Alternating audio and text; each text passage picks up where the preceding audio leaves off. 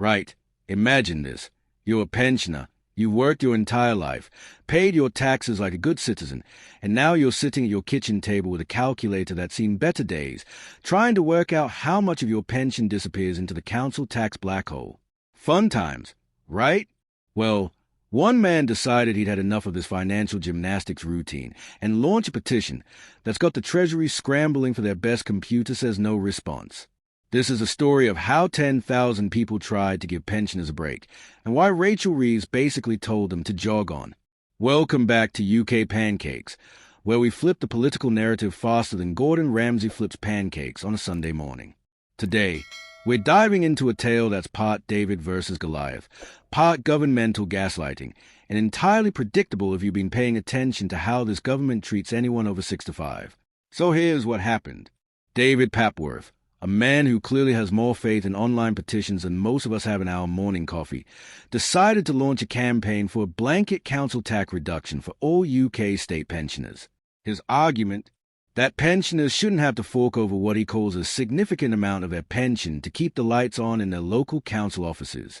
Fair point, David. When your weekly pension is £230.25 and your council tax bill arrives looking like a ransom note, something's got to give.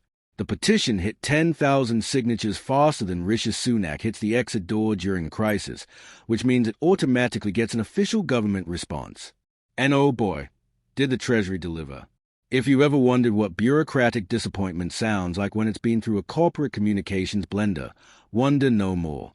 But here's where it gets spicy. Because while the Treasury was busy explaining why they can't possibly help all pensioners with their council tax, rumor has it that behind closed doors, Keir Starmer wasn't exactly thrilled with how his chancellor was handling the optics of this situation. Picture this. Labour is supposed to be the party of the people, the champions of the working class, the ones who actually care about ordinary folks. Yet here's Rachel Reeves essentially telling pensioners to make do with the scraps they've already been thrown.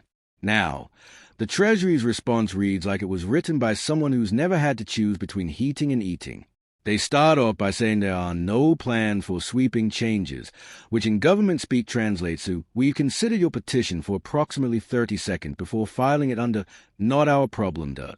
They then launch into this fascinating piece of verbal acrobatics about how the current system is already fair because it helps the lowest income pensioners. Let's pause here for a reality check. The Treasury is basically saying, look, if you're absolutely destitute, we'll help you out. But if you're just struggling, well, that's character building, isn't it? It's like offering someone a life jacket only after they've already drowned. The logic is that councils provide over 800 vital local services, so council tax is essential funding, which is true. But it's also like saying we can't reduce the price of bread because bakers need to eat too. Nobody's arguing against funding local services. David Papworth just thinks maybe the burden shouldn't fall disproportionately on people whose idea of a wild Friday night is staying up past 9 o'clock.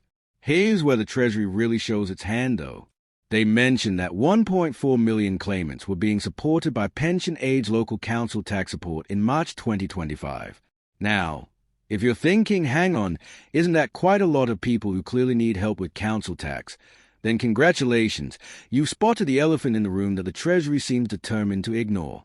When nearly 1.5 million pensioners need support just to pay their council tax, maybe, just maybe, the system isn't working as well as they'd like us to believe. The response then pivots to what can only be described as the greatest hits of look how generous we are already.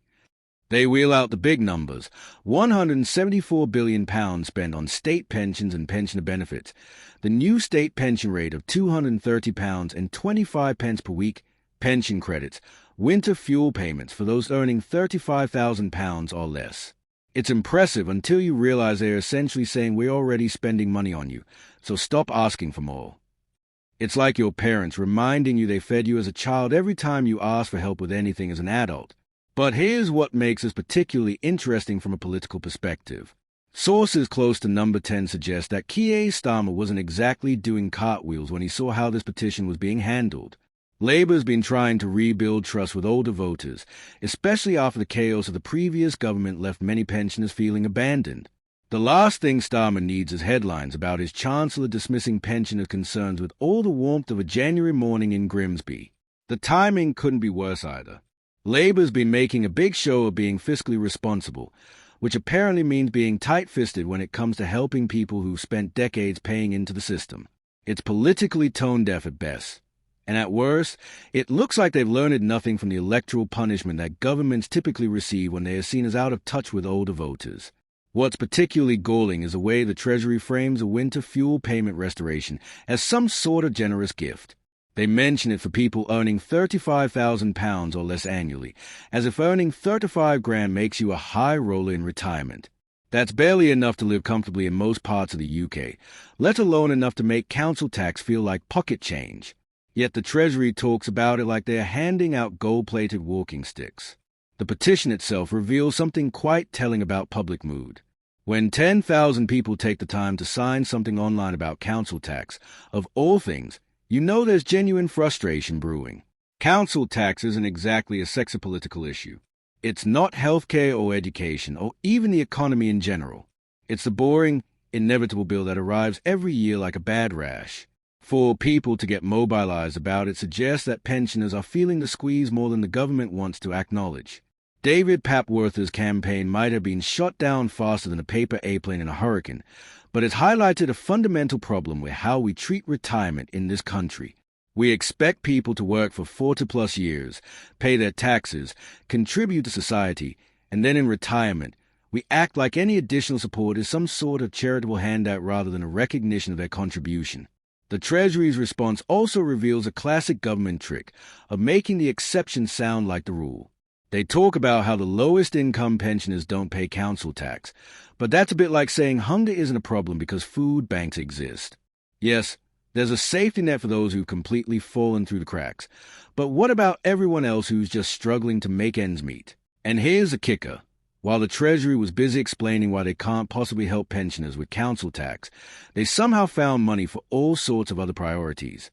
It's funny how there's never enough money for the things ordinary people actually need, but there's always enough for the things politicians think are important.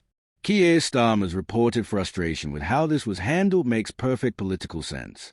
Labour can't afford to be seen as a party that tells pensioners to tighten their belts while simultaneously lecturing everyone else about fairness and social justice. It's the kind of mixed message that loses elections, and Starmer knows it. The broader context here is that council tax itself is a deeply regressive tax that hits lower and middle-income households hardest. It's based on property value from 1991, which means it bears about as much relation to current reality as a Nokia 3310 bears to an iPhone. For pensioners on fixed incomes, any tax that takes a significant chunk of their weekly income is going to hurt, regardless of how many government press releases talk about how fair the system is. What's most frustrating is that this isn't an unsolvable problem. Other countries have found ways to support their aging populations without treating every request for help like an unreasonable demand. But in Britain, we seem to have settled into this pattern where asking for better treatment in retirement is somehow seen as greedy or entitled, rather than a reasonable expectation after a lifetime of contribution. The petition might be dead in the water, but the issues it raised aren't going anywhere. Pensioners will still be struggling with council tax, the Treasury will still be explaining why they can't help, and politicians will still be wondering why older voters seem so disenchanted with the political process. Thanks for watching UK Pancakes.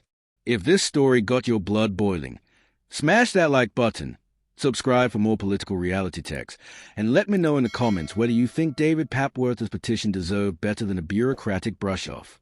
Until next time, keep flipping the narrative.